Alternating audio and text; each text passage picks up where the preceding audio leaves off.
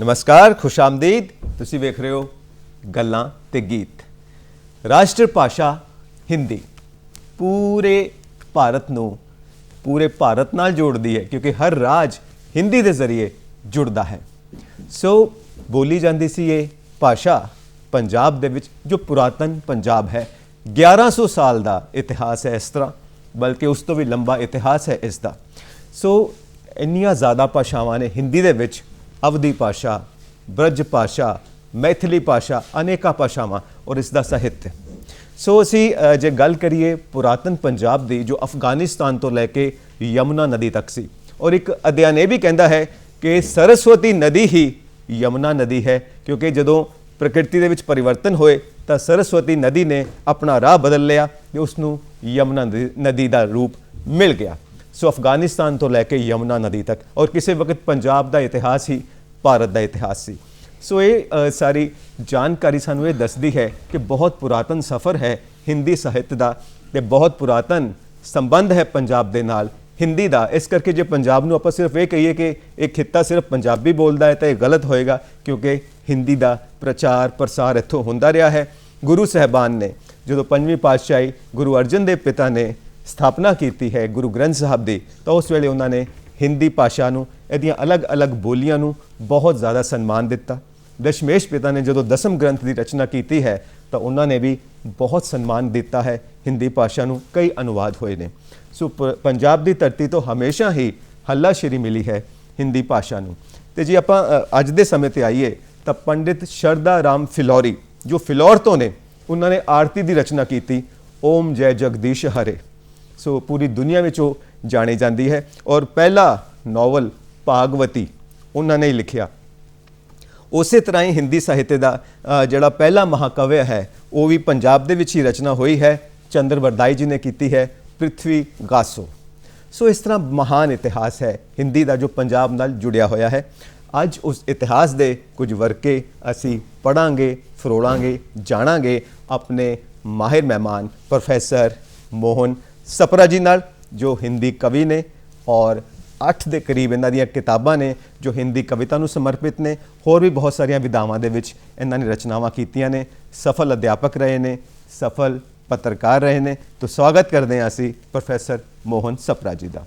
बहुत बहुत स्वागत सर कि तुसीं उचेचे तौर पर हिंदी नूं हल्लाशेरी देण वास्ते पंजाब की धरती तो समा कढ़िया है। सो आधुनिक समय पर असीं आउंदे हां, क्योंकि इतिहास बहुत पुरातन है, सारे जानते हैं। वेदां शास्त्रां की गल भी हो रही है, उपनिषदां की भी गल हो रही है। और प्रोफैसर तेजा सिंह के प्यार में आके कहते हैं कि जो संस्कृत है वो पुरातन पंजाबी ही है। इन्ना प्यार मिलता है हिंदी नूं, साहित्य नूं पंजाब की धरती तो। सो आधुनिक रूप दे विच अज दे युग दे विच तुसीं की समझते हो कि पंजाब का की योगदान है हिंदी साहित्य नूं सन्मान देण दे विच? संजीव जी, पंजाब ने हिंदी साहित्य नूं जी पूरी तरह अमीर बनाया, समृद्ध किया है। और जिहड़ा इतिहास तुसी हुणे दस के हटे हो जी, मैं समझदा साडी अज दी गलबात दे विच वो एक भूमिका अदा करदा है जी। जेकर असी गल करिए आधुनिक युग की, तो उस तो बाद भी हुण तक का इतिहास बहुत लंबा है जी। हिंदी का साहित्य जिहड़ा है वो अगर उनका विभाजन असी करिए एक टैक्नीकली जी, तो भारतेंदु हरीशचंद्र साडे शुरुआती दौर दे कवि, नाटककार, लेखक कह लो कुछ भी। उस तो बाद द्विवेदी युग आ जाता है, छायावादी युग आ जाता है, प्रगतिवादी युग आ जाता है। यानी कि कविता दे, क्योंकि पहले तुसीं ये देखो कविता ही सी जी, पद सी, गद्य ना दे बराबर ही सीगा। और आधुनिक युग की एक विशेष घटना है प्रोज का आना, गद्य का आना। पर कविता की जड़ी या गद्य की जड़ी एक परंपरा है भारतेंदु तो ही शुरू असी मनते हैं जी। और इस दौरान जी दूसरी पैरल स्थिति गद्य की चली जी, वो साढ़े सामने होर भी बड़े लेखक सी, पर जिहड़ा उन्हां विचों साढ़े सामने महत्वपूर्ण होकर वो प्रेमचंद आ जाते हैं। ਸਾਡੀ ਗੱਲ ਪ੍ਰੇਮ ਚੰਦ ਤੋਂ ਹੀ ਸ਼ੁਰੂ ਹੁੰਦੀ ਹੈ, ਪ੍ਰੇਮ ਚੰਦ ਤੋਂ ਪਹਿਲਾਂ, ਪ੍ਰੇਮ ਚੰਦ ਤੋਂ ਬਾਅਦ, ਜਿਹੜੀ ਅੱਜ ਤੱਕ ਬਹੁਤ ਸਾਰੇ ਗद्य ਲੇਖਕ ਜਿਹੜੇ ਨੇ, ਕੋਈ ਕਹਾਣੀਕਾਰ, ਉਪਨਿਆਸਕਾਰ, ਨਾਟਕਕਾਰ ਹੈ, ਸਾਰੇ ਆ ਗਏ, ਜਿਨ੍ਹਾਂ ਵਿੱਚ ਸਾਡੇ ਪੰਜਾਬ ਦਾ ਯੋਗਦਾਨ ਬਹੁਤ ਵੱਡਾ ਹੈ ਜੀ। ਅਗਰ ਅਸੀਂ ਇਹ ਦੇਖੀਏ ਕਿ ਕਵਿਤਾ ਦੀ ਗੱਲ, ਉੱਥੇ ਥੋੜ੍ਹੀ ਜਿਹੀ ਦਿੱਕਤ ਜ਼ਰੂਰ ਸਾਨੂੰ ਆਈ। ਔਰ ਕਿ ਸ਼ੁਰੂਆਤੀ ਦੌਰ 'ਚ ਕੋਈ ਵੀ ਨਾ ਜਿਹੜਾ ਪੰਜਾਬ ਤੋਂ ਬਾਹਰ ਜਾਣਿਆ ਜਾਣ ਵਾਲਾ ਕੋਈ ਕਵੀ ਸੀ, ਉਹ ਕੁਛ ਲੋਕ ਤੱਕ ਗੁਰੇਜ਼ ਕਰਦੇ ਰਹੇ ਕਿ ਪੰਜਾਬ 'ਚ ਉਹ ਰਹਿ ਕੇ ਵੀ ਲਿਖਦੇ ਰਹੇ, ਪਰ ਉਹਨਾਂ ਨੂੰ ਆਪਣੇ ਆਪ ਨੂੰ ਪੰਜਾਬੀ ਕਹਿਣ 'ਚ ਥੋੜ੍ਹੀ ਜਿਹੀ ਝਿਜਕ ਜਿਹੜੀ ਹੈ ਨਾ ਉਹ ਹੋਈ। ਇੱਕ ਉਪਿੰਦਰ ਨਾਥ ਅਸ਼ਕ ਜਲੰਧਰ ਦੇ ਹੀ ਲੇਖਕ ਸੀ, ਉਹ ਵੀ ਬਹੁਤ ਦੇਰ ਇੱਥੇ ਨਹੀਂ ਰਹਿ ਸਕੇ ਔਰ ਉਹ ਵੀ ਇਲਾਹਾਬਾਦ ਜਾ ਕੇ ਵਸ ਗਏ ਔਰ ਉੱਥੇ ਜਾ ਕੇ ਉਹਨਾਂ ਨੇ ਪੰਜਾਬੀਆਂ ਦਾ ਜਿਹੜਾ ਡੰਕਾ ਹੈ ਉਹ ਵਜਾਇਆ। ਮਤਲਬ ਆਪਾਂ ਇਹ ਕਹਿ ਸਕਦੇ ਹਾਂ ਕਿ ਜਿਹੜੇ ਸ਼ੁਰੂ ਦੇ ਭਾਰਤੇਂਦੂ ਯੁੱਗ, ਜੈਦੀ ਯੁੱਗ, ਤਦ ਤੱਕ ਕਵਿਤਾ ਦਾ ਜਿਹੜਾ ਸੀ ਨਾ ਸਥਾਨ ਪੰਜਾਬ ਵੱਲੋਂ ਕੋਈ ਬਹੁਤਾ ਰੇਖਾਂਕਿਤ ਨਹੀਂ ਕੀਤਾ ਗਿਆ। ਮਤਲਬ ਉਸ ਨੂੰ ਆਪਾਂ ਇਹ ਨਹੀਂ ਕਹਿ ਸਕਦੇ ਕਿ ਬਹੁਤ ਸਾਰੇ ਲੋਕ ਜਿਹੜੇ ਨੇ ਉਹ ਪੰਜਾਬ ਦੇ ਸਾਹਮਣੇ ਸੀ। ਅਸ਼ਕ ਤੋਂ ਪਹਿਲੇ ਇੱਕ ਹੋਰ ਸਾਡੇ ਹਿੰਦੀ 'ਚ ਬਹੁਤ ਮਹਾਨ ਕਵੀ ਨਈ ਕਵਿਤਾ ਦੇ ਅੱਗੇ ਸੀਗੇ, ਹਾਲਾਂਕਿ ਉਹ ਕਾਫੀ ਦੇਰ ਪੰਜਾਬ 'ਚ ਵੀ ਰਹੇ, ਪੰਜਾਬੀ ਵੀ ਸੀ, ਪਰ ਉਹ ਆਪਣੇ ਆਪ ਨੂੰ ਪੰਜਾਬੀ ਕਹਿਣ 'ਚ ਕੋਈ ਬਹੁਤ ਜ਼ਿਆਦਾ ਨਾ ਖੁਸ਼ੀ ਮਹਿਸੂਸ ਨਹੀਂ ਸੀ ਕਰਦੇ ਜੀ, ਕਿਉਂਕਿ ਕਿਸੇ ਵੀ ਸਟੇਟ ਦੇ ਨਾਲ ਬੰਨਿਆ ਜਾਣਾ ਲੇਖਕ ਦੀ ਜਿਹੜੀ ਆਜ਼ਾਦੀ ਨੂੰ ਥੋੜ੍ਹਾ ਜਿਹਾ ਨਾ ਖਤਰਾ ਜਿਹਾ ਸ਼ਾਇਦ ਹੁੰਦਾ ਹੋਏਗਾ। ਪਰ ਅਸੀਂ ਸਾਡੇ ਕੁਝ ਜਿਹੜੇ ਪੰਜਾਬੀ ਦੇ ਲੇਖਕ ਹਨ, ਅਗਰ ਬਾਹਰ ਜਾ ਕੇ ਵੀ ਉਹ ਆਪਣੇ ਆਪ ਨੂੰ ਪੰਜਾਬੀ ਕਹਿਣ 'ਚ ਫਖਰ ਮਹਿਸੂਸ ਕਰਦੇ ਹਨ। ਔਰ ਮੈਂ ਤਾਂ ਲਗਾਤਾਰ, ਹਾਲਾਂਕਿ ਮਤਲਬ ਇਹ ਜਿਹੜਾ ਪਾਰਟੀਸ਼ਨ ਆਪਣਾ ਹੋਇਆ ਪੰਜਾਬ ਦਾ, ਹਿਮਾਚਲ ਦੀ ਗੱਲ 1966 ਵਿੱਚ ਜੋ ਹੋਇਆ ਹੈ ਜੀ, ਤੇ ਮੈਂ ਉਸ ਵਕਤ ਸਿਰਸਾ ਨੂੰ ਛੱਡ ਕੇ ਤੇ ਜਲੰਧਰ ਆ ਗਿਆ ਸੀਗਾ, ਤੇ ਮੈਨੂੰ ਹਾਲੇ ਵੀ ਐਸਾ ਕਦੇ ਨਹੀਂ ਲੱਗਿਆ ਕਿ ਸਿਰਸਾ ਉਹ ਹਰਿਆਣਾ ਦਾ ਹੈ, ਪਰ ਕਿਉਂਕਿ ਮੇਰੇ ਨਾਲ ਉਹਦਾ ਬਹੁਤ ਲਗਾਵ ਐਸਾ ਹੈ ਕਿ ਮੇਰੀ ਸਾਰੀ ਐਜੂਕੇਸ਼ਨ BA ਤੱਕ ਦੀ ਉੱਥੇ ਹੀ ਹੋਈ ਹੈ, ਤਾਂ ਉਸ ਵਕਤ ਪੰਜਾਬ ਹੀ ਸੀਗਾ। ਅੱਜ ਵੀ ਮੈਂ ਉਸ ਨੂੰ ਉਸੇ ਸ਼ਕਲ ਦੇ ਵਿੱਚ ਦੇਖਦਾ ਹਾਂ ਜੀ। ਪੁਰਾਤਨ ਸਮੇਂ ਦੇ ਵਿੱਚ ਜਦੋਂ ਅਸੀਂ ਚੰਦਰ ਵਰਦਾਈ ਜੀ ਦੀ ਗੱਲ ਕਰਦੇ ਹਾਂ, ਪ੍ਰਿਥਵੀ ਰਾਸੋਂ ਦੀ ਗੱਲ ਕਰਦੇ ਹਾਂ, ਉਦੋਂ ਰਚਨਾ ਹੁੰਦੀ ਹੈ। ਤੇ 1947 ਵਿੱਚ ਆ ਕੇ ਜਦੋਂ ਵਿਭਾਜਨ ਹੁੰਦਾ ਹੈ ਤਾਂ 16 ਡਿਸਟ੍ਰਿਕਟ ਚਲੇ ਗਏ ਪਾਕਿਸਤਾਨ ਦੇ ਵਿੱਚ, 13 ਡਿਸਟ੍ਰਿਕਟ ਆ ਗਏ ਇੰਡੀਆ ਦੇ ਵਿੱਚ। ਬਿਲਕੁਲ। ਉਸ ਤੋਂ ਬਾਅਦ ਉਹ ਵੀ ਪੰਜਾਬ ਪਹਿਲਾਂ ਸਪਤ ਸਿੰਧੂ ਸੀ, ਪੰਚ ਨਦ ਸੀ, ਹੁਣ ਉਹ ਪੰਜਾਬ। ਫਿਰ ਉਸ ਤੋਂ ਬਾਅਦ 1966 ਵਿੱਚ ਹਿਮਾਚਲ ਪ੍ਰਦੇਸ਼, ਹਰਿਆਣਾ और पंजाब फिर ਵੱਖਰੇ ਵੱਖਰੇ ਹੋ ਗਏ ਤਾਂ ਬਿਲਕੁਲ ਛੋਟਾ ਜਿਹਾ ਸੂਬਾ ਰਹਿ ਗਿਆ। ਸੋ ਇਤਿਹਾਸ ਜੋ ਹੈ ਉਹ ਵਿਭਾਜਨ ਤੋਂ ਪਹਿਲਾਂ ਦਾ ਵੀ ਹੈ, ਵਿਭਾਜਨ ਤੋਂ ਬਾਅਦ ਦਾ ਵੀ ਹੈ। ਸੋ ਆਪਾਂ ਜਦੋਂ ਮਾਡਰਨ ਟਾਈਮ ਦੇ ਵਿੱਚ ਆਉਂਦੇ ਹਾਂ, ਕਿਉਂਕਿ ਇਸ ਯੁੱਗ ਦੇ ਵਿੱਚ ਜੀ ਰਹੇ ਹਾਂ, ਲੇਖਕ ਕਿਸ ਤਰ੍ਹਾਂ ਆਪਣੇ ਪਾਠਕਾਂ ਦਾ ਹੱਥ ਫੜ ਕੇ ਅਲੱਗ-ਅਲੱਗ ਜੀਵਨ ਦੀਆਂ ਸ਼ੈਲੀਆਂ ਵਿੱਚੋਂ ਕੱਢ ਕੇ ਉਹਨਾਂ ਨੂੰ ਉਸ ਯਥਾਰਥਵਾਦ ਤੱਕ ਲੈ ਕੇ ਆਉਂਦੇ ਨੇ, ਜ਼ਿੰਦਗੀ ਦੀ ਸੱਚਾਈ ਤੱਕ, ਕਿ ਤੁਸੀਂ ਆਪਣੀ ਹੋਂਦ ਨੂੰ ਜ਼ਰੂਰ ਬਰਕਰਾਰ ਰੱਖਣਾ ਹੈ, ਪਰ ਜਿਹੜੇ ਸਾਡੇ ਗੁਰੂ ਸਾਹਿਬਾਨ ਨੇ ਜੀਵਨ ਮੁੱਲ ਦਿੱਤੇ ਨੇ, ਜਿਨ੍ਹਾਂ ਆਦਰਸ਼ਾਂ ਤੇ ਚੱਲਣਾ ਦੱਸਿਆ ਹੈ, ਉਸ ਦੇ ਉੱਤੇ ਜ਼ਰੂਰ ਚੱਲਣਾ ਹੈ। ਸੋ ਇਸ ਸੰਦਰਭ ਦੇ ਵਿੱਚ ਹਿੰਦੀ ਸਾਹਿਤ ਕਿੱਥੇ ਖੜਾ ਹੈ ਪੰਜਾਬ ਦੀ ਧਰਤੀ ਤੇ? ਦੇਖੋ, ਜਿਹੜਾ ਟਾਈਮ ਸੀ ਨਾ ਆਪਣਾ, ਅਗਰ ਆਪਾਂ ਵੀਰ ਗਾਥਾ ਕਾਲ ਤੋਂ ਹਟ ਕੇ ਅੱਗੇ ਜਾ ਕੇ ਭਗਤੀ ਕਾਲ ਵੱਲ ਆ ਜਾਂਦੇ ਹਾਂ ਤਾਂ ਗੁਰੂ ਸਾਹਿਬਾਨ ਸਾਰੇ ਉਸ ਭਗਤੀ ਕਾਲ ਦੇ ਵਕਤ ਦੇ ਹੀ ਹੈ ਜੀ। ਕਬੀਰ ਜੀ ਵੀ ਉਸੇ ਵਕਤ ਦੇ ਜ਼ਮਾਨੇ ਦੇ ਹੀ ਹੈ, ਔਰ ਅੱਜ ਵੀ ਉਹ ਜਿਹੜੇ ਵੈਲਿਊਜ਼ ਜਿਹੜੀਆਂ ਮੁੱਲ ਸੀਗੇ ਉਹ ਅੱਜ ਵੀ ਕਾਇਮ ਹੈ, ਕਿਉਂਕਿ ਅਸੀਂ ਲੋਕ ਵੀ ਇਹ ਕਹਿ ਲਓ ਉਹਨਾਂ ਦਾ ਹੱਥ ਫੜ ਕੇ ਹੀ ਅੱਜ ਤੱਕ ਪਹੁੰਚੇ हैं। ਚਾਹੇ ਕਬੀਰ ਜੀ ਹੋਣ, ਗੁਰੂ ਨਾਨਕ ਦੇਵ ਜੀ ਹੋਣ, ਗੁਰੂ ਗੋਬਿੰਦ ਸਿੰਘ ਜੀ ਹੋਣ, ਗੁਰੂ ਤੇਗ ਬਹਾਦਰ ਜੀ ਹੋਣ, ਉਹਨਾਂ ਦੀਆਂ ਰਚਨਾਵਾਂ ਨੂੰ ਹੀ ਅਸੀਂ ਪੜ੍ਹਦੇ ਹਾਂ ਔਰ ਉਹਨਾਂ ਵੈਲਿਊਜ਼ ਨੂੰ ਹੀ ਅਸੀਂ ਫਾਲੋ ਕਰਦੇ ਆ ਰਹੇ ਹਾਂ। ਹੁਣ ਵੀ ਬਹੁਤ ਕੁਝ ਜਿਹੜੇ ਲੋਕ ਥੋੜ੍ਹਾ ਜਿਹਾ ਮਤਲਬ ਪਰੰਪਰਾ ਨੂੰ ਨਹੀਂ ਛੱਡਦੇ, ਕੁਝ ਲੋਕ ਤਾਂ ਮਾਡਰਨਿਟੀ ਦੇ ਵਿੱਚ ਆ ਕੇ ਪਰੰਪਰਾ ਦਾ ਵਿਰੋਧ ਕਰਨ ਦੀ ਵੀ ਕੋਸ਼ਿਸ਼ ਕਰਦੇ हैं। आज दे बहुत से लेखक ऐसे भी है, और ख़ास तौर पर जिस मार्क्सवाद का ज़माना आ गया या लोगों का झुकाव उधरले पासे हो गया और मानवतावादी दृष्टिकोण लोगों के सामने महत्वपूर्ण हो गया। हालांकि ऐसा कुछ भी नहीं कि उन्होंने गुरुआ ने या कबीर जी ने या जितने भी उस भक्तिकालीन कबीर गुरु रविदास जी ने, रविदास जी है, मतलब वो सारे के सारे मानव मूल्यों तो हटे नहीं, उन्होंने ही मानव मूल्यों ਨੂੰ ਇੱਥੇ ਸਥਾਪਿਤ ਕੀਤਾ ਔਰ ਉਹਨਾਂ ਨੂੰ ਹੀ ਅਸੀਂ ਅੱਗੋਂ ਫਾਲੋ ਕਰਦੇ ਹਾਂ ਜੀ। ਔਰ ਹੁਣ ਇੱਥੇ ਥੋੜਾ ਡਿਸਟਿੰਕਸ਼ਨ ਕਰਕੇ ਨਾ ਥੋੜੀ ਜਿਹੀ ਪ੍ਰੋਬਲਮ ਜਾਂ ਸਮੱਸਿਆਵਾਂ ਆ ਗਈਆਂ ਕਿ ਇੱਕ ਬੈਨਰ ਦੇ ਥੱਲੇ ਲੋਕਾਂ ਨੇ ਲਿਖਣਾ ਸ਼ੁਰੂ ਕਰਤਾ।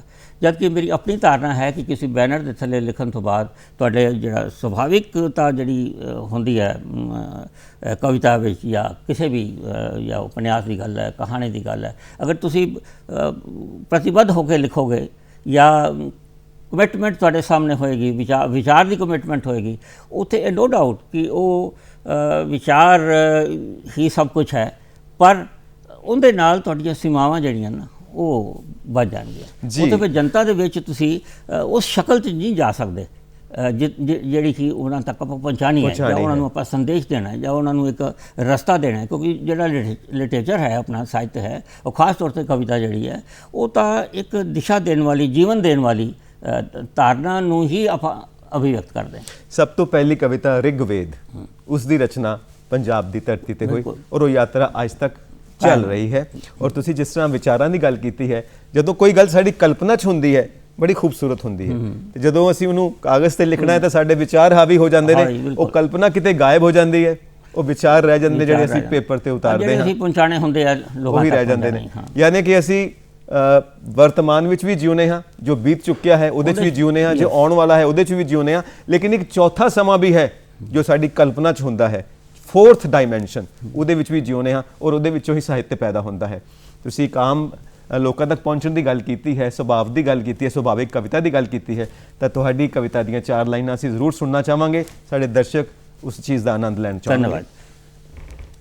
ਕਿਉਂਕਿ ਤੁਹਾਡੀਆਂ ਪੁਸਤਕਾਂ ਛਾਇਆ ਹੋਈਆਂ ਨੇ ਔਰ ਲੰਬੀ ਕਵਿਤਾ ਦੇ ਤੁਸੀਂ ਜਾਦੂਗਰ ਮੰਨੇ ਜਾਂਦੇ ਹੋ, ਸੋ ਇੱਕ ਪਰ ਇੱਥੇ ਅਸੀਂ ਛੋਟੀ ਜਿਹੀ ਲਘੂ ਕਵਿਤਾ ਹੀ ਸੁਣਾਂਗੇ। ਤੁਹਾਨੂੰ ਲੇਟੈਸਟ ਜਿਹੜੀ ਹੁਣੇ ਇੱਕ ਮੇਰੀ ਕਿਤਾਬ ਆਈ ਹੈ, ਬੇਸਿਕਲੀ ਤਾਂ ਪੰਜਾਬੀ ਹੋਣ 'ਚ ਇੱਕ ਮਾਣ ਹੈ, ਫਕਰ ਹੈ ਜੀ। ਹਾਂਜੀ, ਫਕਰ ਹੈ। ਔਰ ਆਮ ਤੌਰ 'ਤੇ ਜਿਸਲੇ ਮਿੱਤਰਾਂ ਦੇ ਵਿੱਚ ਗੱਲਬਾਤ ਆਪਾਂ ਕਰਦੇ ਹਾਂ, ਮਿਲਦੇ ਹਾਂ, ਉੱਥੇ ਮਤਲਬ ਪੰਜਾਬੀ ਮਜਬੂਰੀ ਨਹੀਂ ਹੈ, ਇੱਕ ਸੁਭਾਵਿਕਤਾ ਹੈ ਜਿਹਦੇ 'ਚ ਅਸੀਂ ਗੱਲਬਾਤ ਆਪਣੀ ਗੱਲ ਕਹਿ ਸਕਦੇ ਹਾਂ। ਜੀ ਜੀ। ਪਰ ਕੁਝ ਸਮੱਸਿਆਵਾਂ ਐਸੀਆਂ ਆ ਜਾਂਦੀਆਂ ਹਨ ਕਿ ਜਿਸ ਤਰ੍ਹਾਂ ਤੁਸੀਂ ਜਿਸ ਪੇਸ਼ੇ ਦੇ ਵਿੱਚ ਰਹਿੰਦੇ ਹੋ ਤਾਂ ਉਹ ਇੱਕ ਤੁਹਾਡੀ ਆਦਤ ਬਣ ਜਾਂਦੀ ਹੈ। ਹੁਣ ਮੈਂ ਇੱਕ ਲਗਾਤਾਰ ਲੰਬੇ ਟਾਈਮ ਤੋਂ ਮਤਲਬ ਹਿੰਦੀ ਦੇ ਨਾਲ ਹੀ ਜੁੜਿਆ ਰਿਹਾ, ਹਾਲਾਂਕਿ ਸਾਰਾ ਪਰਿਵਾਰ ਪੰਜਾਬੀ ਹੈ, ਉੱਥੇ ਪੰਜਾਬੀ ਹੀ ਗੱਲ ਹੁੰਦੀ ਹੈ, ਦੋਸਤਾਂ ਵੀ ਪੰਜਾਬੀ ਹੁੰਦੀ ਹੈ।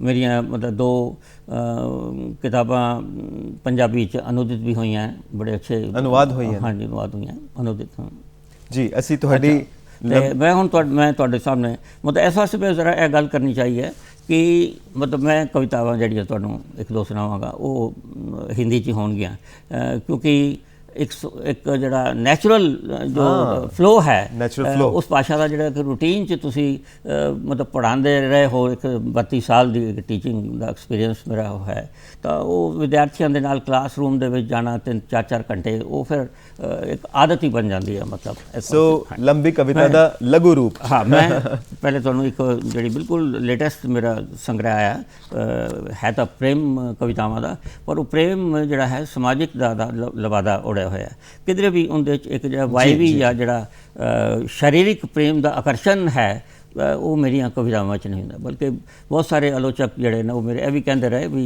ਤੁਹਾਡੀ ਕਵਿਤਾ ਦੇ ਵਿੱਚ ਔਰਤ ਜਿਹੜੀ ਹੈ, ਇਸਤਰੀ ਜਿਹੜੀ ਹੈ, ਗਾਇਬ ਹੈ। ਹੁਣ ਪ੍ਰੇਮ ਸੁਭਾਵਿਕ ਤੌਰ 'ਤੇ ਇਸਤਰੀ ਵੱਲ ਹੀ ਝੁਕਾਵ ਜਿਹੜਾ ਹੈ ਦੱਸਿਆ ਜਾਂਦਾ, ਮੰਨਿਆ ਜਾਂਦਾ। ਸੋ ਮੇਰੀਆਂ ਕਵਿਤਾਵਾਂ ਵਿੱਚ ਤੁਹਾਨੂੰ ਇਹ ਕੁਛ ਲੱਗੇਗਾ ਜੀ। ਸਵਾਗਤ।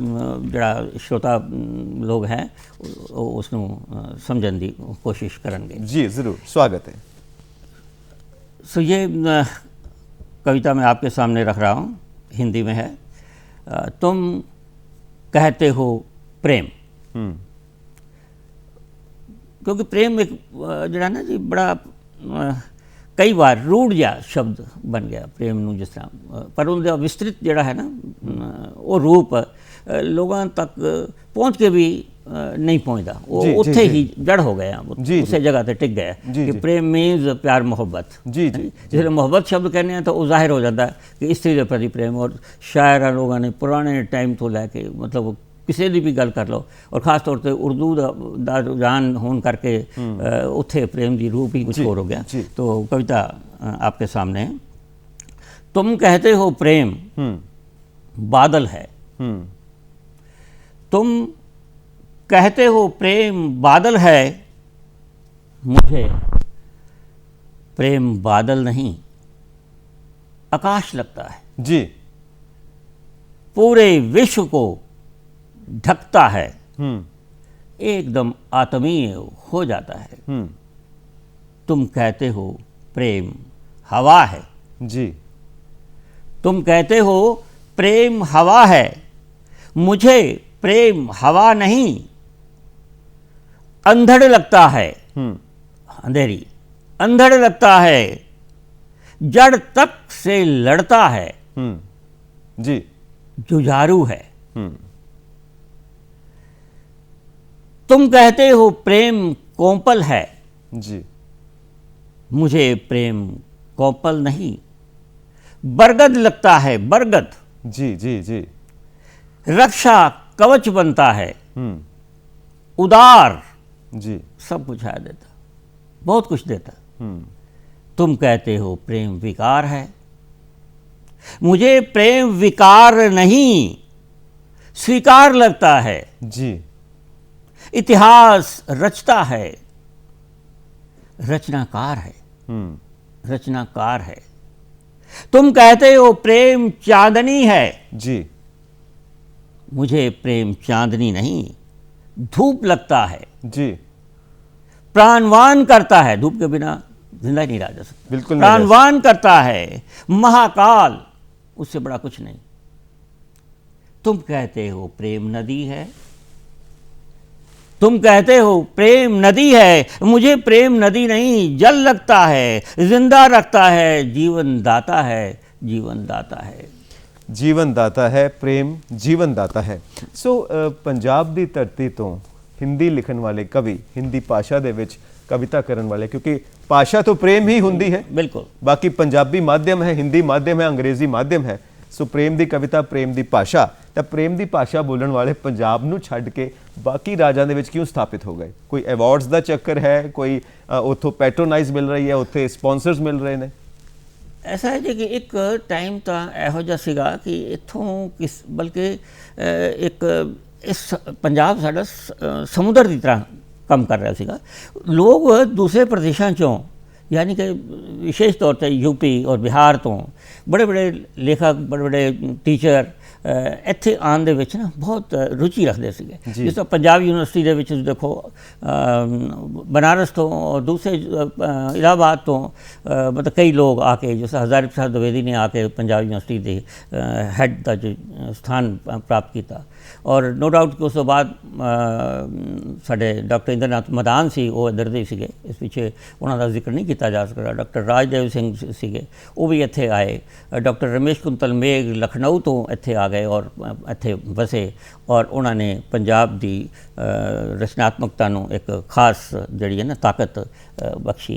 और इनदी कोई शक नहीं है कि इस टाइम सीगा, पर पंजाब दे नाल इह दुखांत जिहड़ा है वो गहराई दे विच तां मतलब अगर जाइए तो शायद उन्होंने यह लगता रहा है ਜਿਹੜੇ ਇੱਥੋਂ ਬਾਹਰ ਚਲੇ ਗਏ, ਜਿਸ ਤਰ੍ਹਾਂ ਅਸ਼ਕ ਹੀ ਬਾਹਰ ਚਲੇ ਗਏ। ਡਾਕਟਰ ਨਰਿੰਦਰ ਮੋਹਨ ਇੱਕ ਲੰਬੀ ਕਵਿਤਾ ਦੇ ਪ੍ਰਣੇਤਾ ਦੇ ਤੌਰ ਤੇ ਸਾਡੇ ਵਿੱਚ ਹਨ, ਉਹਨਾਂ ਦਾ ਲੰਬੀ ਕਵਿਤਾ 'ਚ ਪੂਰਾ ਸਥਾਨ ਹੈ, ਔਰ ਉਹਨਾਂ ਨੇ ਇਹ ਕਹਿ ਲਓ ਵੀ ਲੰਬੀ ਕਵਿਤਾ ਨੂੰ ਸਥਾਪਿਤ ਹੀ ਉਹਨਾਂ ਨੇ ਕੀਤਾ। ਹਾਲਾਂਕਿ ਇਹ ਨਹੀਂ, ਉਹ ਤਾਂ ਜੈਸ਼ੰਕਰ ਪ੍ਰਸਾਦ ਤੋਂ ਵੀ ਲੰਬੀ ਕਵਿਤਾ, ਨਿਰਾਲਾ ਤੋਂ ਵੀ ਲੰਬੀ ਕਵਿਤਾ ਹੋ ਗਈ। ਉਹ ਜਸਟ ਮਤਲਬ ਆਪਾਂ ਕਹਿ ਸਕਦੇ ਹਾਂ ਵੀ ਉਹ ਪੂਰੀ ਤਰ੍ਹਾਂ ਉਹਨਾਂ ਦੇ ਨਾਂ ਦੇ ਨਾਲ ਸਟੈਂਪਡ ਉਹ ਨਹੀਂ ਹੋ ਪਾਏ। मतलब कई कारण रहे, वो बाहर चले गए। ਤੇ ਹੁਣ ਇੱਕ ਸਪੈਸੀਫਿਕ ਕੁਐਸਚਨ, ਕਿਉਂਕਿ ਹੁਣ ਸਮਾਂ ਸਾਨੂੰ ਕਹਿ ਰਿਹਾ ਕਿ ਇੱਕ ਫੋਕਸਡ ਕੁਐਸਚਨ ਆਵੇ ਜੋ ਇਸ ਵਕਤ ਦੀ ਸਥਿਤੀ ਹੈ ਯੂਨੀਵਰਸਿਟੀਆਂ ਦਾ ਤੇ ਸਰਕਾਰਾਂ ਦਾ। ਕੀ ਰੋਲ ਹੈ ਪੰਜਾਬੀ ਦੇ ਵਿੱਚ ਕਿ ਜੋ ਪੰਜਾਬੀ ਲੇਖਕ ਨੇ ਉਹ ਕੰਮ ਕਰਦੇ ਹੋਏ ਹਿੰਦੀ ਸਾਹਿਤ ਨੂੰ प्रोत्साहित किया जाए? बहुत सवाल अच्छा भी है और बड़ा पायदार भी है, एक ब्रीफ आंसर चाहिए भी है। वो देखो कि पंजाब सरकार जी है वो अपने आप च एक अदारा भाषा विभाग वाला है पटियाला च, तो वो लगातार एक लंबे अरसे तो पुरस्कारों का पूरा आयोजन मतलब करते हैं, और श्रोमणी अवार्ड जोड़ा है वो देंदे है, और एक लंबी लिस्ट है 15-20 लोगों की जिन्होंने लगातार पिछले हर साल इनामदार, और इनाम की राशि भी पहले घट सी हुण बहुत ज़्यादा है, और लेखक वास्ते बड़ी इंस्पायरिंग मतलब हो जाती है। और उस तो बड़ा फिर पंजाबी नहीं भाषा विभाग पंजाब जी, यह अदारा जो पंजाब का बड़ा अपने टाइम तक बहुत वर्क ਮਤਲਬ ਉਹਨੇ ਕੀਤਾ ਹੈ। ਸਾਨੂੰ ਹੁਣ ਵੀ ਯਾਦ ਹੈ ਕਿ ਅਸੀਂ ਉਸ ਵੇਲੇ ਛੋਟੇ ਹੀ ਸੀਗੇ, ਤਦ ਤੋਂ ਇਹ ਅਸੀਂ ਸੁਣਦੇ ਰਹੇ, ਪੱਤਰਿਕਾਵਾਂ ਵੀ 2 ਨਿਕਲਦੀਆਂ ਰਹੀਆਂ। ਪਰ ਧੀਰੇ ਧੀਰੇ ਕੁਛ ਪਤਾ ਨਹੀਂ ਪੰਜਾਬ ਸਰਕਾਰ ਦਾ ਕੰਟਰੋਲ ਨਹੀਂ ਰਿਹਾ ਜਾਂ ਕੈਸਾ ਕੁਛ, ਕਈ ਦੇਖੋ ਅਦਾਰਿਆਂ 'ਚ ਪਤਾ ਨਹੀਂ ਲੱਗਦਾ ਕਿ ਉੱਥੇ ਕੀ ਕਮੀਆਂ ਮਤਲਬ ਰਹਿ ਗਈਆਂ, ਜਿਹਦੇ ਕਰਕੇ ਉਹ ਜਿਹੜੀ ਇੱਕ ਸਟਰੈਂਥ ਜਿਹੜੀ ਹੈ ਨਾ ਉਹ ਬਣਦੀ ਨਹੀਂ। ਪਰ ਭਾਸ਼ਾ ਵਿਭਾਗ ਨੇ ਆਪਣਾ ਜਿਸ ਤਰ੍ਹਾਂ ਵੀ ਕਰਦੇ ਰਹੇ, ਅੱਜ ਤੱਕ ਉਹ ਲਗਾਤਾਰ ਪੁਰਸਕਾਰ ਦਿੰਦੇ ਰਹੇ। ਔਰ ਪੁਰਸਕਾਰਾਂ ਦਾ ਰੋਲ ਜਿਹੜਾ ਹੈ ਇੱਕ ਲੇਖਕ ਦੀ ਜ਼ਿੰਦਗੀ 'ਚ ਬੜਾ ਇੰਸਪਾਇਰਿੰਗ ਹੁੰਦਾ ਹੈ, ਇਹਦੀ ਕੋਈ ਸ਼ੱਕ ਨਹੀਂ ਹੈ। ਯੂਨੀਵਰਸਿਟੀ ਦੀ ਗੱਲ ਵੀ ਮੈਂ ਇਨ ਸ਼ਾਰਟ ਕਰਦਾ, ਗੁਰੂ ਨਾਨਕ ਯੂਨੀਵਰਸਿਟੀ ਤਾਂ ਬਾਅਦ 'ਚ ਬਣੀ ਹੈ, ਪੰਜਾਬ ਯੂਨੀਵਰਸਿਟੀ ਨੇ ਵੀ ਬਹੁਤ ਵਰਕ ਹੈ, ਉੱਥੇ ਬੜੇ ਬੜੇ ਰਾਈਟਰਸ ਆਏ ਬਾਹਰੋਂ ਵੀ ਆ ਕੇ, ਔਰ ਉਹਨਾਂ ਨੇ ਰਿਸਰਚ ਕੀਤੀਆਂ, ਮੈਗਜ਼ੀਨ ਵੀ ਕੱਢੀਆਂ। ਗੰਗਾ ਪ੍ਰਸਾਦ ਵਿਮਲ ਵਗੈਰਾ, ਡਾਕਟਰ ਮੇਘ ਵਗੈਰਾ ਉੱਥੇ ਸੀਗੇ, ਉਹਨਾਂ ਨੇ ਵੀ ਪੱਤਰਿਕਾਵਾਂ ਕੱਢੀਆਂ। ਉਹਨਾਂ ਦੇ ਨਾਲ ਲੇਖਕਾਂ ਨੂੰ ਥੋੜ੍ਹਾ ਜਿਹਾ ਮਹੱਤਵਪੂਰਨ ਸਥਾਨ ਵੀ ਜਿਹੜਾ ਮਿਲਿਆ। ਤੇ ਪਟਿਆਲਾ ਯੂਨੀਵਰਸਿਟੀ ਜਿਹੜੀ ਪੰਜਾਬੀ ਯੂਨੀਵਰਸਿਟੀ ਹੈ, ਉੱਥੇ ਵੀ ਹੁੰਦਾ। ਤਿੰਨੇ ਯੂਨੀਵਰਸਿਟੀਆਂ ਜਿਹੜੀਆਂ ਅੱਛੇ ਲੇਖਕ ਪੈਦਾ ਕਰ ਰਹੀਆਂ ਔਰ ਰਿਸਰਚ ਵਰਕ ਵੀ ਹੋ ਰਿਹਾ ਹੈ, ਕੋਈ ਸ਼ੱਕ ਵਾਲੀ ਗੱਲ ਨਹੀਂ ਹੈ। ਔਰ ਹਿੰਦੀ ਦਾ ਇੱਕ ਹੋਰ ਰੂਪ ਵੀ ਹੈ, ਹਿੰਦੁਸਤਾਨੀ ਭਾਸ਼ਾ, ਜੋ ਹਿੰਦੀ ਸਿਨੇਮਾ ਦੀ ਭਾਸ਼ਾ ਹੈ। ਉਹਦੇ ਵਿੱਚ ਰਜਿੰਦਰ ਸਿੰਘ ਬੇਦੀ ਪੰਜਾਬ ਤੋਂ ਨੇ, ਰਾਈਟਰ ਡਾਇਰੈਕਟਰ, ਔਰ ਗੁਲਜ਼ਾਰ ਸਾਹਿਬ ਨੇ, ਔਰ ਬਲਰਾਜ ਸਾਹਨੀ ਸਾਹਿਬ ਦੇ ਛੋਟੇ ਭਰਾ ਭੀਸ਼ਮ ਸਾਹਨੀ ਜੀ ਨੇ, ਔਰ ਉਸ ਤੋਂ ਇਲਾਵਾ ਸਾਹਿਬ ਸਾਹਿਬ ਨੇ, ਉਹਨਾਂ ਨੇ ਕਾਫੀ ਕੁਝ ਲਿਖਿਆ ਹੈ। ਔਰ ਇਵਨ ਹਿੰਦੀ ਭਾਸ਼ਾ ਦੇ ਵਿੱਚ ਹਾਲਾਂਕਿ ਸ਼ਿਵ ਬਟਾਲਵੀ ਨੇ ਨਹੀਂ ਲਿਖਿਆ, ਲੇਕਿਨ ਉਹ ਵੀ ਬੜੇ ਮਕਬੂਲ ਰਹੇ ਨੇ। ਨਹੀਂ, ਐਸਾ ਹੈ ਜੀ, ਇਹ ਜਿਹੜੀ ਇੱਕ ਸਾਡੀ ਟਰੈਕ ਡਿਫਰੈਂਟ ਹੈ ਨਾ, ਉਹ ਫਿਰ ਕੁਛ ਐਸਾ ਹੁੰਦਾ ਕਿ ਉਹ ਲਿਟਰੇਚਰ ਦੇ ਨਾਲ ਉਸ ਸ਼ਕਲ 'ਚ ਨਹੀਂ ਆ ਪਾਉਂਦੀ। ਉਹ ਇੱਕ ਮੰਚ ਵਾਸਤੇ ਉਹ ਲੋਕ ਰਹੇ ਔਰ ਆਮ ਜਨਤਾ ਦੇ ਵਿੱਚ ਉਹ ਆਪਣੀ ਸਰਲ ਸਾਦੀ ਭਾਸ਼ਾ ਦੇ ਵਿੱਚ ਪਹੁੰਚੇ ਔਰ ਲੋਕਾਂ ਨੂੰ ਉਹਨਾਂ ਨੇ ਆਪਣੇ ਵਿਚਾਰਾਂ ਨਾਲ ਜਿਹੜਾ ਅਵਗਤ ਕਰਾਇਆ। ਹੁਣ ਈਵਨ ਜਾਂ ਤਾਂ ਤੁਸੀਂ ਇਹ ਦੇਖੋ, ਅੰਮ੍ਰਿਤਾ ਪ੍ਰੀਤਮ ਅੱਜ ਬਹੁਤ ਸਾਰੇ ਪੰਜਾਬ ਤੋਂ ਹਟ ਕੇ ਬਾਹਰ ਜਿਹੜੇ ਲੋਕ ਹਨ, ਉਹ ਉਹਨੂੰ ਹਿੰਦੀ ਦੀ ਲੇਖਿਕਾ ਹੀ ਬਣਦੇ ਆ, ਜਦਕਿ ਬੇਸਿਕਲੀ ਉਹ ਹਿੰਦੀ ਨੋਇੰਗ ਜ਼ਰੂਰ ਸੀ, ਪਰ ਹਿੰਦੀ ਦੀ ਲੇਖਿਕਾ ਨਹੀਂ ਸੀ ਉਹ। ਇਸੇ ਤਰ੍ਹਾਂ ਬੇਦੀ ਸਾਹਿਬ ਵੀ ਉਰਦੂ ਦੇ ਲੇਖਕ ਸੀਗੇ, ਹਿੰਦੀ ਦੇ ਲੇਖਕ ਨਹੀਂ ਸੀ। ਉਹ ਅਨੁਵਾਦ ਹੁੰਦੇ ਰਹੇ ਲੋਕਾਂ ਤੱਕ ਪਹੁੰਚਣ ਵਾਸਤੇ ਇੱਕ ਜ਼ਰੀਆ, ਕਿਉਂਕਿ ਹਿੰਦੀ ਇੱਕ ਐਸੀ ਭਾਸ਼ਾ ਦੇ ਰੂਪ 'ਚ ਸਾਡੇ ਸਾਹਮਣੇ ਆਈ ਹੈ ਕਿ ਜਿਹੜੀ ਆਮ ਜਨਤਾ ਦੀ ਭਾਸ਼ਾ ਹੁੰਦੀ ਜਾ ਰਹੀ ਹੈ, ਹੋਈ ਹੈ। ਦੂਰ ਦਰਾਜ਼ ਆਪਾਂ ਇਹਨੂੰ ਮਹਿਸੂਸ ਕਰਦੇ ਕਿ ਉਸ ਤੋਂ ਬਿਨਾਂ ਆਪਣਾ ਗੁਜ਼ਾਰਾ ਨਹੀਂ ਵੀ ਹੈ। ਔਰ ਜੇ ਦੇਖਿਆ ਜਾਵੇ ਤੇ ਪੰਜਾਬੀ, ਹਿੰਦੀ, ਉਰਦੂ ਇਹ ਸਗੀਆਂ ਭੈਣਾਂ ਹੀ ਨੇ, ਆਪਸ ਦੀਆਂ ਭਾਸ਼ਾ ਦਾ ਕੋਈ ਵਿਰੋਧ ਨਹੀਂ ਹੈ, ਮਾਂ ਤੋਂ ਜਨਮ ਲੈਂਦੀਆਂ ਨੇ। ਔਰ ਉਹਦੇ ਵਿੱਚ ਹੈ ਵੀ ਸਹੀ ਗੱਲ ਹੈ ਕਿ ਉਹਦੇ 'ਚ ਦੇਖੋ ਸ਼ਬਦਾਵਲੀ ਦੇਖੋ, ਅੱਜ ਮਤਲਬ ਪੰਜਾਬੀ ਦੇ ਵਿੱਚ ਵੀ ਆਲੋਚਨਾ ਵਾਲੇ ਪਾਸੇ ਜਾਵਾਂਗੇ ਤਾਂ ਬਹੁਤ ਸੰਸਕ੍ਰਿਤ ਆਪਾਂ ਨੂੰ ਮਿਲ ਜਾਏਗੀ। ਅੱਛਾ, ਇਹੀ ਹਾਲ ਉਰਦੂ ਦੇ ਸ਼ਬਦਾਂ ਦਾ ਹੈ, ਉਹ ਹਿੰਦੀ 'ਚ ਵੀ ਆਉਂਦੇ ਆ, ਪੰਜਾਬੀ 'ਚ ਵੀ ਆਉਂਦੇ। ਬਿਲਕੁਲ ਜੀ, ਔਰ ਇਹ ਸਾਰੀਆਂ ਭਾਸ਼ਾਵਾਂ ਮਿਲ ਕੇ ਇੱਕ ਪ੍ਰੇਮ ਦੀ ਭਾਸ਼ਾ ਬਣਦੀ ਹੈ। ਜਿਸ ਤਰ੍ਹਾਂ ਕਿ ਪਾਸ਼ ਨੇ ਲਿਖਿਆ ਹੈ, ਮੈਂ ਘਾਸ ਹੂੰ, मैं आपके हर किए धरे पर उग आऊंगा। यानी कि ये तुसी विनाश भी फैलाओगे तब मैं हरियाली हर जगह फैलावांगा। और यही हिंदी साहित्य है। और पंजाब ये देन दिंदा है कि ये हरियाली हर जगह फैलती है और हरियाली का ही संदेश गुरु साहिबान का संदेश असी हमेशा पहुँचाते रहे हैं। बहुत बहुत शुक्रिया कि तुसी इस प्रोग्राम का हिस्सा बने। और प्रोफेसर साहब तुहाडा भी बहुत बहुत शुक्रिया। नमस्कार।